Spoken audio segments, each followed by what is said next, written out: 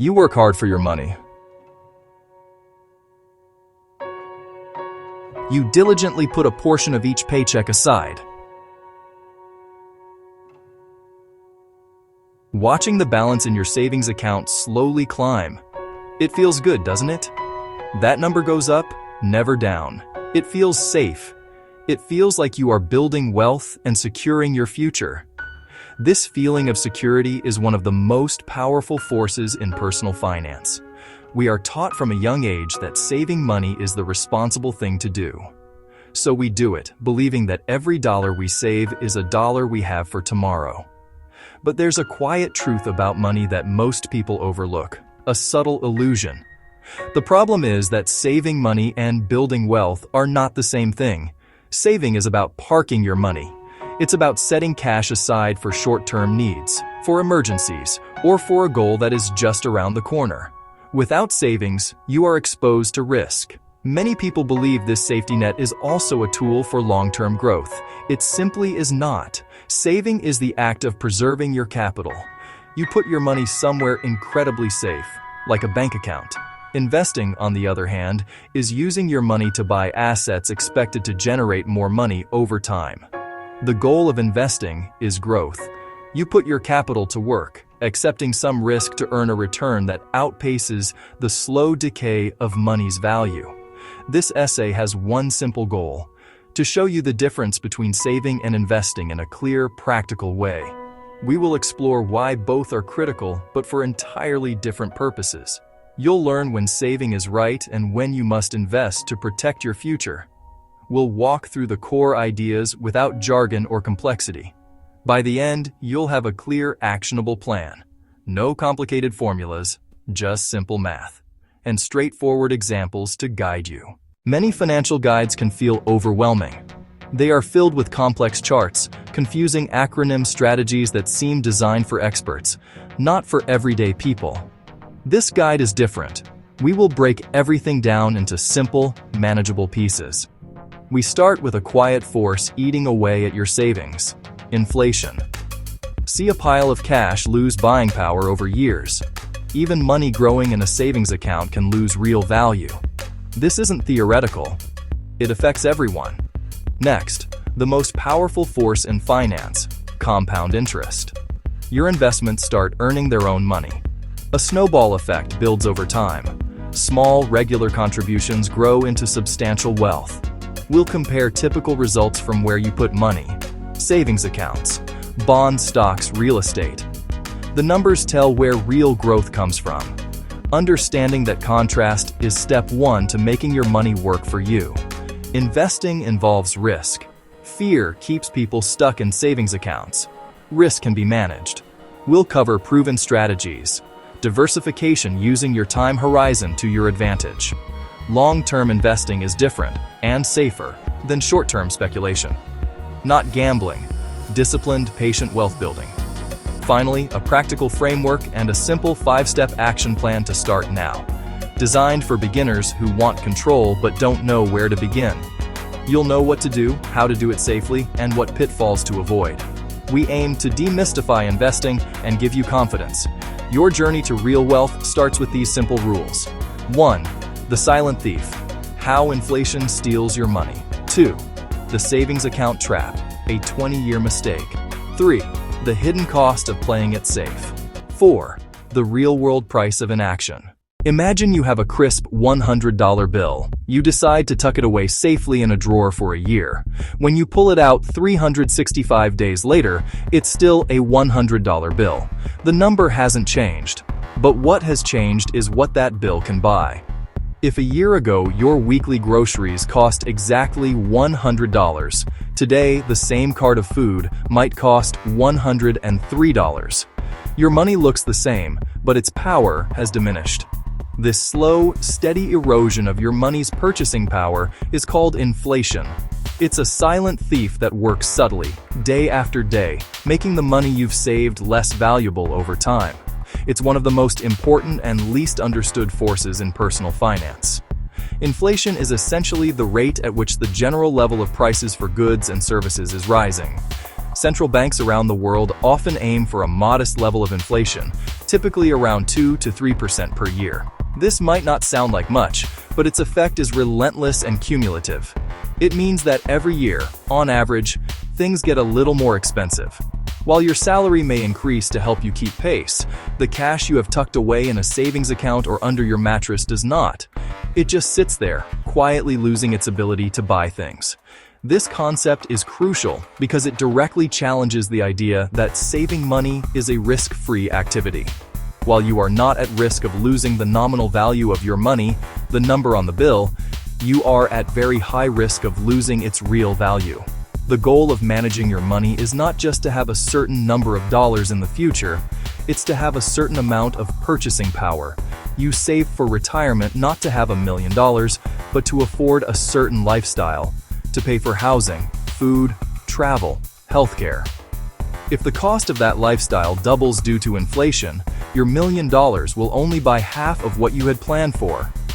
Therefore, any financial strategy that ignores inflation is destined to fail. Simply hoarding cash is like trying to fill a leaky bucket. You might keep adding more water, but you're constantly losing some through the bottom. The leak might be slow, almost unnoticeable from one day to the next, but over a decade or two, the amount of water you've lost becomes substantial. To truly build wealth, you don't just need to save money. You need to grow it at a rate that is faster than the rate of inflation. This is the fundamental reason why saving alone is not enough for your long-term financial goals. Your money must be put to work. Let's make this real with a simple example. Imagine it's 20 years ago. You've just received a $10,000 bonus, and you decide to be responsible. You put it into a high-yield savings account that offers a seemingly decent 1% annual interest rate. You feel smart and secure. You check your account statement each year and see the balance grow. After the first year, you have $10,100. After the second, you have about $10,201. It's going up, and that feels good. You leave it alone, trusting that your responsible decision is paying off. Fast forward 20 years, and your account now holds approximately $12,200. You've made $2,200 without lifting a finger. But here is where the illusion of safety shatters. During those same 20 years, inflation has also been at work. Let's assume a very average inflation rate of 3% per year. While your money was growing by 1% each year, the cost of everything you might want to buy with that money was growing by 3%. In essence, your money was in a race against rising prices, and it was losing by 2% every single year. You were running forward, but the finish line was moving away from you even faster. This negative real return is the trap of relying solely on savings. Let's look at the real purchasing power of your money. That original $10,000 had a certain buying power 20 years ago. To have the same buying power today, after 2 decades of 3% inflation, you would need over $18,000. But your savings account only grew to $12,200. This means that despite your balance going up, the real-world value of your money has actually fallen by nearly a third. The $12,200 in your account today can only buy what about $6,750 could have bought 20 years ago. You saved diligently, you avoided risk, and you still ended up significantly poorer in real terms. Your wealth didn't grow, it shrank. This is the savings account trap in action. It gives you a false sense of security by showing you a number that only goes up, while hiding the far more important story of what that number can actually do for you in the real world. Banks profit from this behavior. They take your deposits. They pay you a tiny interest rate. They lend that money out at a much higher rate. They are investing your money for their own profit. By leaving your long-term savings in cash, you are effectively letting the bank use your money to get rich, while your own purchasing power slowly withers away. It's a losing game, played by millions of well-intentioned people. Section 3. The hidden cost of playing it safe. Beyond the direct erosion from inflation, saving all your money carries another significant though less visible penalty: opportunity cost. Opportunity cost is the potential gain you miss out on when you choose one option over another. When you choose to keep your long-term funds in a savings account earning 1%, you are simultaneously choosing not to place them in an investment that could have earned 7% or more. The difference between what you earned and what you could have earned is your opportunity cost. Over a long period, this cost can be staggering, far greater than the losses from inflation alone. It represents the future wealth you never had the chance to build. Let's return to our $10,000 example. Instead of putting it in a savings account, what if you had invested it in a simple, broad market index fund? Historically, the stock market has returned an average of around 10% per year over the long run. Let's be a bit more conservative and assume an average annual return of 7% after inflation. After 20 years, that initial $10,000 would not have grown to $12,200. Bar 1. Cash in drawer, $10,000. Bar 2, savings account, $12,200. Bar 3, investment, $38,700. Instead, thanks to the power of compound growth, it would have grown to nearly $38,700. That's more than 3 times the amount you would have had by keeping it in a savings account. The opportunity cost of playing it safe was over $26,000 in lost growth. This isn't about some get-rich-quick scheme or picking a lucky stock. It's about harnessing the general growth of the economy. When you invest in the broad stock market, you are buying a tiny piece of hundreds of the largest and most successful companies. As these companies innovate, grow, and generate profits, the value of your ownership stake tends to grow with them. This is how wealth is created. By choosing to stay in cash, you are standing on the sidelines of economic progress.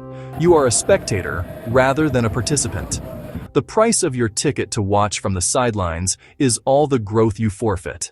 The fear of loss is what drives this decision for many. The stock market can be volatile. It goes up and a savings account feels predictable and stable. However, this is a flawed comparison of risk. With investing, you face the short-term risk of market fluctuations, but you have a high probability of long-term growth that beats inflation. With saving, you have the certainty of no short-term loss, but you also have the near certainty of a long-term loss in purchasing power. You are trading the possibility of a temporary decline for the guarantee of a permanent one. The biggest risk, it turns out, is not taking enough risk to grow. Section 4. The real-world price of inaction. Saving only versus saving plus investing. The consequences of failing to invest aren't just numbers. They have a profound impact on your quality of life. The math translates into real-world outcomes that shape your future.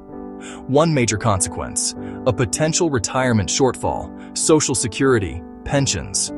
The rest must come from personal savings. If your savings lose power to inflation for decades, you may reach retirement with a much smaller nest egg than you need. That can mean working longer than planned, drastically cutting expenses, becoming dependent on others. This isn't just about retirement. It affects all major long-term goals. Helping your children with college? Tuition has risen faster than general inflation. A savings strategy that doesn't keep pace leaves you unable to provide support. Want to own a home? The same principle applies. A down payment in a bank can end up chasing a fast-moving housing market. Achieving life's milestones depends on growing wealth, not just preserving it. People cling to cash for powerful psychological reasons. Fear is the primary driver. Market crashes feel vivid and scary. Inflation's slow decay is mostly invisible. We're wired to react more to sudden threats than to creeping ones. Another reason: desire for control. Cash feels tangible and accessible. You can log in and see it any time. Investment accounts fluctuate and can feel less controllable. Finally, habit. We're taught to save young. It becomes ingrained. It's the default, the path of least resistance. Overcoming these barriers is essential for financial success. Inaction has a steep price. Every year you delay investing is a lost year of compound growth. The earlier you start, the stronger compounding becomes. Choosing cash for long-term goals often means fewer options, less freedom, greater financial stress. Investing isn't greed, it's pragmatism. Ensure today's earnings still have the power to support you and your family tomorrow.